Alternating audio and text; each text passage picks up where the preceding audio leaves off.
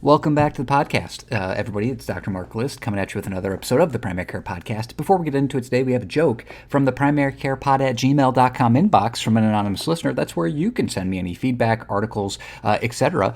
You know the scoop by now. This joke says, Dr. List, here's a joke for you. Warning, joke is slightly inappropriate especially for little ears. So earmuffs, everyone. A patient comes into his doctor and says, "Doc, my butt hurts." Doctor says, "Well, where specifically does it hurt?" Patient says, "Well, right around the entrance." Doctor says, "Well, that's your problem. It won't get any better as long as you keep calling it the entrance." All right, that's terrible. Let's start the podcast.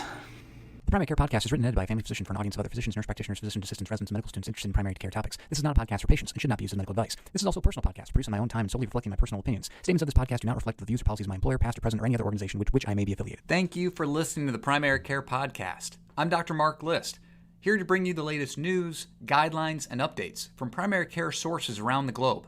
Keeping it under 15 minutes long because you're in a hurry and I'm not that smart. Well, welcome back to the podcast, pod girls, pod boys, pod people. It is your pod doc, Dr. Mark List, coming at you with another episode today. If you can hear that behind me, I'm still at the hotel traveling for work. If you listen to the last episode, you'll understand. And so if you hear that air conditioner in the background, I tried to turn it off. I'm not smart enough to figure out how to stop it. So today's episode is a little bit different than the average episode. And this is kind of a primer. And that is, I've been reading research articles for the past 3 years, scattered throughout my reading in different journals. Came up on a famous podcast, if you've never heard of it before, the Curbsiders. They're one of the best internal medicine podcasts out there. And it came up in one of their conversations, and I thought it was time that I talk about it in this podcast, and that is the topic of LipoproteinA, and specifically why you in primary care are going to hear a lot more about LipoproteinA in clinical practice. And it's not even necessarily because the studies are so groundbreaking or landmark. It's that, unsurprisingly, we're probably going to be sold another pharmaceutical, specifically targeting lipoprotein A and lipoprotein A reduction. We're going to talk about that at the end. And specifically, I want to talk about 2 articles that I think are really good. One is from the American College of Cardiology, straight from their website. It's called The Lipoprotein A in Clinical Practice. This was written way back in 2019. This was kind of my first primer and the first article that I was introduced to lipoprotein A in a more serious clinical approach.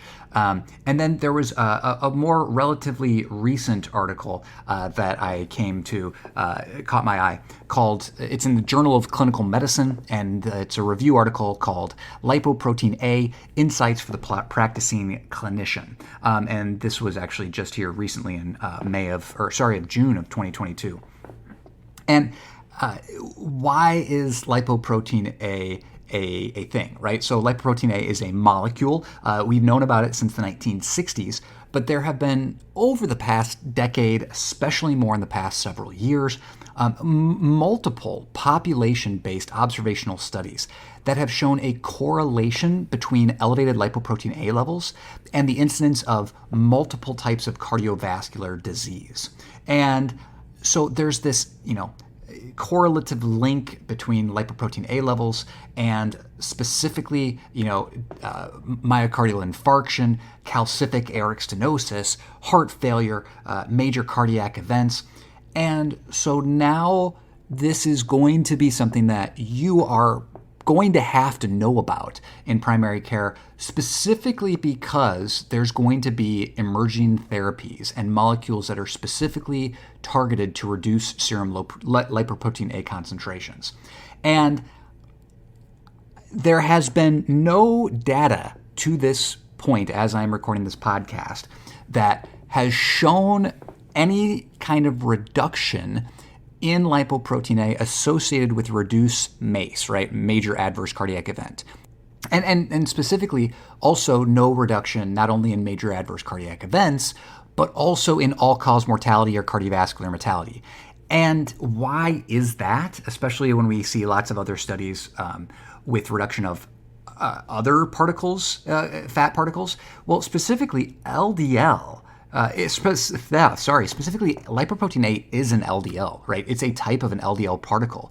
And unlike a lot of the other LDL particles that are reduced with diet, exercise, weight loss, lifestyle, and medications like PCSK9s, right? And with statins, which greatly can reduce LDL particles, right? With the number that we have free floating around our bloodstream. Lipoprotein(a) levels are really genetically determined, right? So an individual lipoprotein(a) level is something to the effect of 80 to 90% genetically determined in an autosomal codominant inheritance pattern with full expression of a human's lipoprotein(a) level at 1 to 2 years of age and adult-like serum levels by approximately 5 years of age. So this is something that you really just need to check once in a patient's lifetime. And nobody's suggesting we check this routinely at this point, but that's what these two articles are really focused on. The fact that lipoprotein(a) by itself appears to be a risk factor for early ASCVD and early major adverse cardiac events, based on all kinds of observational and population studies that we've seen so far. Now, why? What does lipoprotein(a) do in the body? Well, it's very similar. The molecule itself is actually very similar to plasminogen, and we actually and they've shown it in studies to inhibit fibrinolysis. So therefore, basically, it's going to promote thrombosis, especially at arterial plaques where turbulent flow can cause stenosis or obstruction, promoting embolic-like formation, right? It can promote calcification of the aortic valves and other calcification within the blood vessels. And so really, they're talking that reducing a patient's lipoprotein(a) level could theoretically reduce their risk of developing ASCVD, right? Before it starts. Now, the idea behind this is all preventative, right? Because we're talking lipoprotein(a) as a floating LDL molecule, but again, these lipoprotein(a) levels have existed since since all of us have been children, and so it's not like we're gonna reduce our LDL when it gets over 130, and we're gonna inhibit plaque formation. This is talking about high-risk people with elevated lipoprotein(a) levels taking a chronic, long-term daily medicine for months and months and years to reduce the chance of developing ASCVD and other major adverse cardiac events. So you can see why drug companies are incredibly interested in a therapeutic that can lower lipoprotein(a) levels. This is why I want to do a podcast on it. Well, because number one is we're going to have to know a lot about this molecule. Well, probably not a lot about this molecule, but you're going to hear a lot about this molecule in the future years, in the upcoming years, and not the distant years either. Studies have already shown these drug trials in phase 2 trials showing that, yes, they are effective at reducing lipoprotein(a) levels in patients, okay? And that these drugs also are safe and well tolerated in phase 2 clinical trials, okay? Theoretically, lipoprotein(a) reduction should increase the risk for bleeding, right?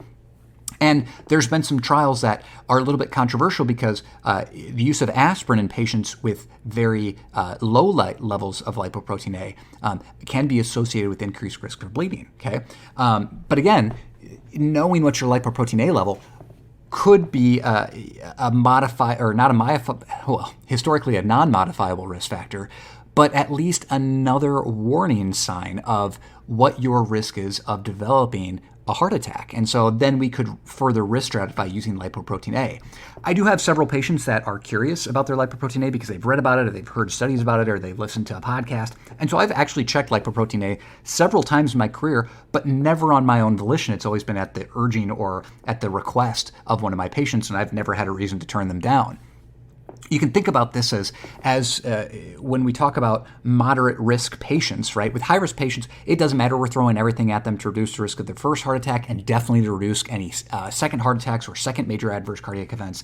And so this is another tool in our current toolbox of what do we do with those intermediate people, right? Because if you're low risk, you're low risk, you're low risk. No family history, low levels of, you're not diabetic, you don't have blood pressure issues, your LDL levels look good. And this is another type of warning sign, another risk factor. And so we talk about that with, right now we're talking about biomarkers. In previous ACC-AHA data, they looked at homocysteine levels, they looked at high sensitivity CRP levels as biomarkers. Coronary artery calcium is technically a biomarker, not a laboratory biomarker, but an imaging biomarker that can risk stratify somebody. And so this article from the American College of Cardiology in 2019 was really talking about using lipoprotein(a) as a risk stratifier, right? And that's what they should consider.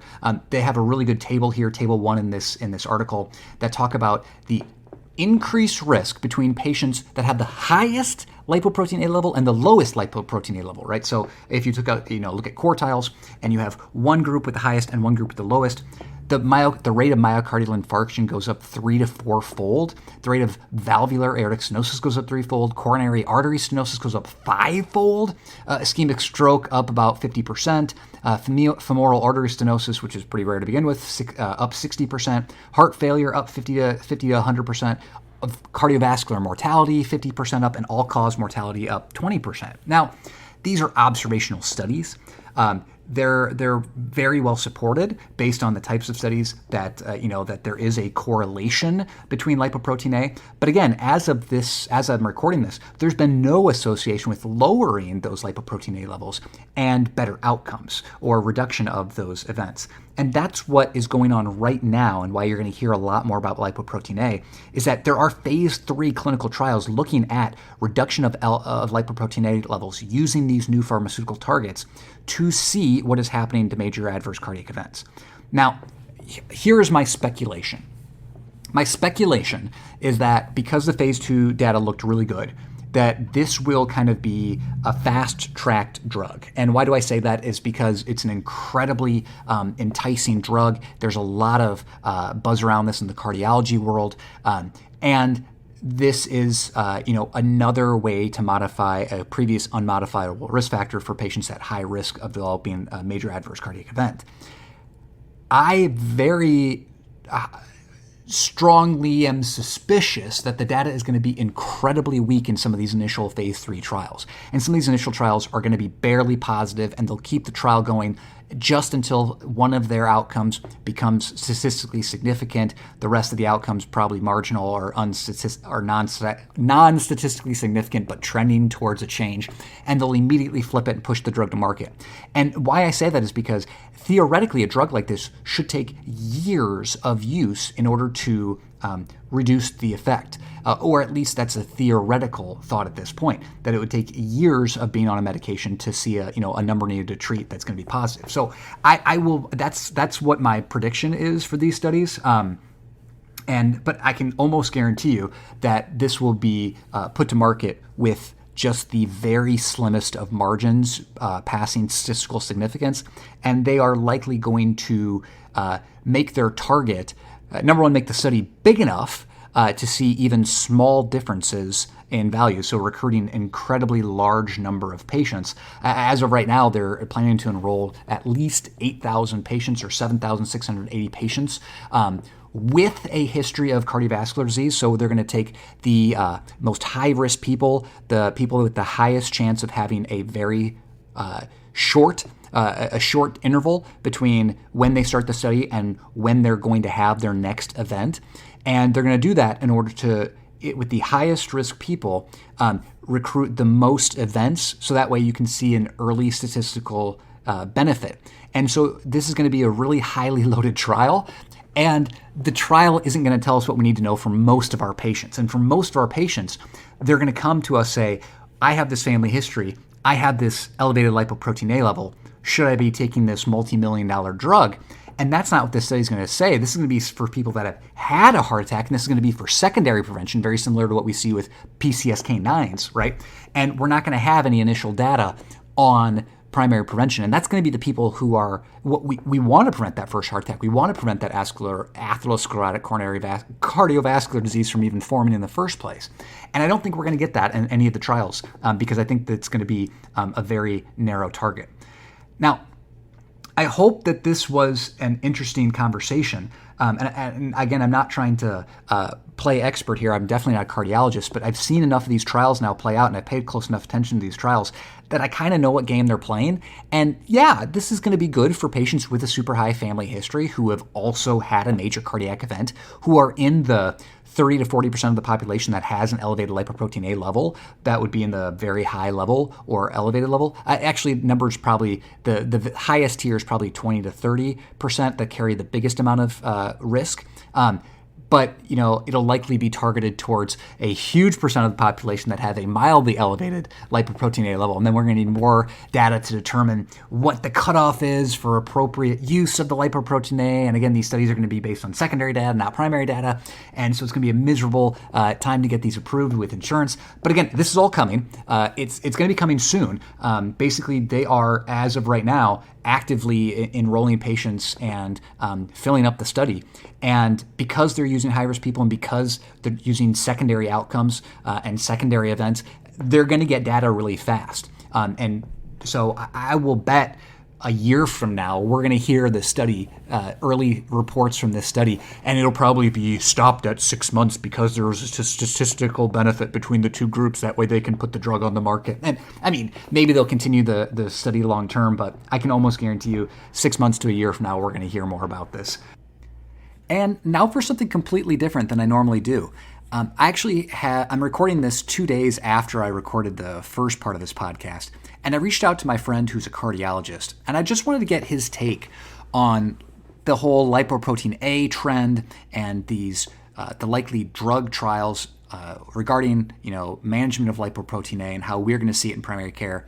Had him listen to the episode, and he actually thinks that I am being much more positive about the data. And to his point, we had looked at the same types of data regarding lipoprotein(a), and I had talked about how the people with the highest quartile or the highest amount of lipoprotein(a) had a significantly higher rates of heart attack, of valvular disease, of major adverse cardiac events compared to the people with the lowest amount of lipoprotein(a).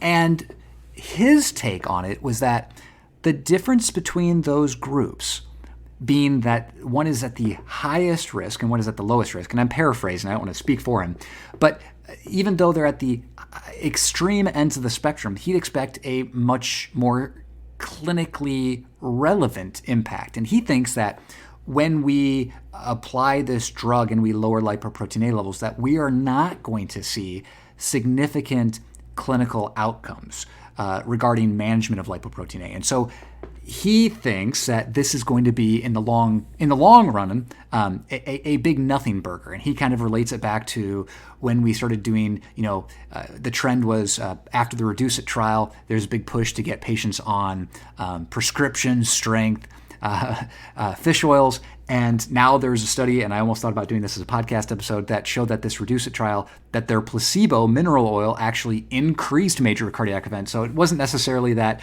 the fish oils themselves, the prescription fish oils, basically reduced cardiac outcomes as much as they did. It was actually the combination, likely, that the patients that were on placebo were actually increasing their risk for major adverse cardiac events. So he thinks that in the long run, lipoprotein(a) is not going to be a significant player in the cardiovascular prevention market, especially when we have, and I'd mentioned in the podcast about how lipoprotein(a) levels are a kind of weak risk factor or a significant risk factor. And he actually thinks that lipoprotein(a) is more comparable to homocysteine, to high-sensitivity CRP, the things that I had mentioned. And to his point, he says that if you look at the actual epidemiological data for those things, the significance of these biomarkers are so much less predictive of cardiovascular disease than in those moderate risk patients, having an elevated coronary artery calcium score is much more predictive for major adverse cardiac events. So to his point, he thought all the information was good in here, but basically he wasn't expecting lipoprotein A to be as important in the future as maybe I made it out to be.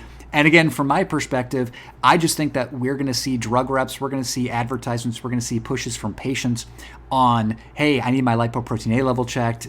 Do I need to be taking this medicine? Having drug reps come pushing this medicine. And I think the more we educate ourselves on lipoprotein A and feel comfortable with what's coming, I think the better. So an ounce of prevention is worth a pound of cure, isn't that the saying? Well, anyways, this has been Dr. Mark Liss. Thanks for tuning in to today's episode on lipoprotein A. Hopefully it was educational. Hopefully it was enlightening. Hopefully it made you think about the future and kind of what to expect here in the upcoming months. I appreciate my friend giving me his take from a cardiology perspective that he thinks it's not going to be as big of a deal, especially compared to like PCSK9s in terms of overall cholesterol management. And again, I hope he is correct because as a medical nihilist, I love not having to prescribe medicines to my patients. So that's it for this week. Remember, this has been Dr. Mark Liss with the Primary Care Podcast. Remember, you don't need to stay up all night to stay up to date. Thanks and have a great week.